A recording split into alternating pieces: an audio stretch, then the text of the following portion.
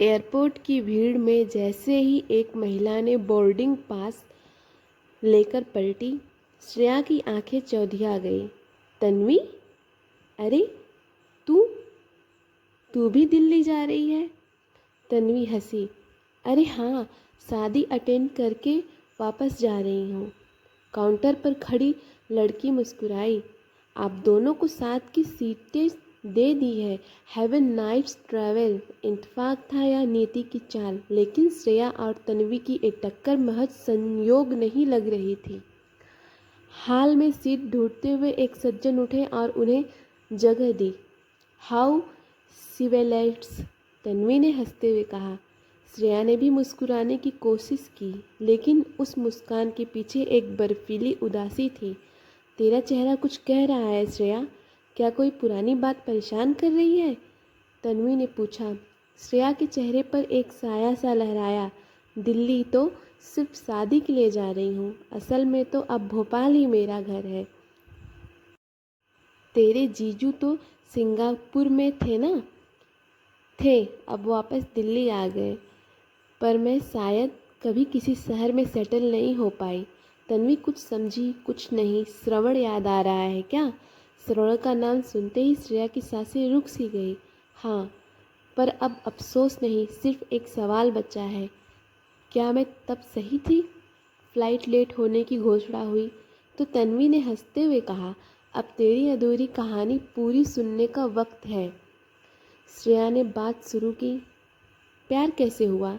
याद नहीं, बस इतना याद है कि वह बिना कहे मेरी किताबें निकालता, सेल्फ में रखता, और मैं हर बार थोड़ी और उससे बनती जाती। कहता था जब वक्त सही होगा सब कुछ बता देंगे, बिना किसी सवाल के। हमने एक कोर्स भी साथ किया। वह पैदल मेरे घर तक छोड़ता था, कभी बाइक पर नहीं बिठाया। कहता था लोग बातें बनाएंगे।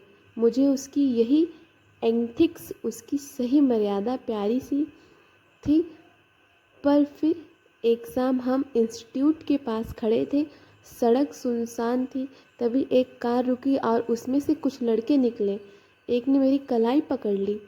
मैं चीखी, लेकिन श्रवण, उसने मेरी तरफ देखा और मुड़ गया।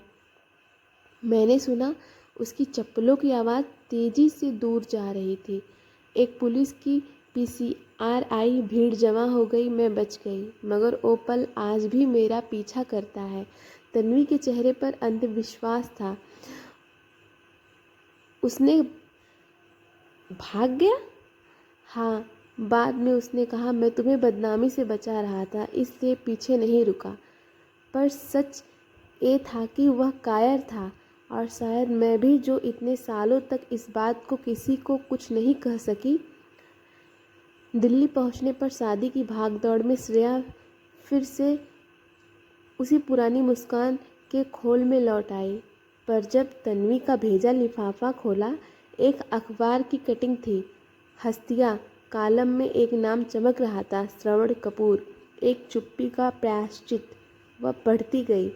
एक मनचले से लड़के को बचाने के लिए अपनी जान को खतरे में डाल देने वाले श्रवण कपूर अब एक सामाजिक हीरो बन चुके हैं। जब उनसे पूछा गया कि उन्होंने ये जोखिम क्यों लिया, उन्होंने कहा, सालों पहले मेरी सहपाठी पर कुछ ऐसा हुआ था। मैं पास खड़ा था लेकिन कुछ नहीं कर पाया। उसकी आंखें आज भी मेरी नींद उड़ा देती है। मैं जानता हूँ उसने मुझे कायर कहा था, मैं खुद से नज़रें नहीं मिला पाया। आज जब फिर मैं वापस स्थिति में आई तो मैंने वही किया जो करना था, पुराने अवरोधक के लिए किया। श्रवण की यह स्वीकृतियों जैसे श्रेया की आत्मा को छू गई। उसकी आंखों में आंसू थे, गुस्से नहीं, सुकून के। तन्वी की भेजी गई वह क्लिप असली थी या एक मनगढ़ंत कहानी, ये श्रेया कभी नहीं जान सकी। पर सच ये था कि उसकी चुप्पी अब गवाही बन चुकी थी किसी के बदलाव की। कभी कभी जवाब माफ़ी नहीं, बदलाव में मिलता है। अगर आपको कहानी पसंद आई हो तो लाइक, शेयर एंड सब्सक्राइब ज़रूर करें। धन्यवाद।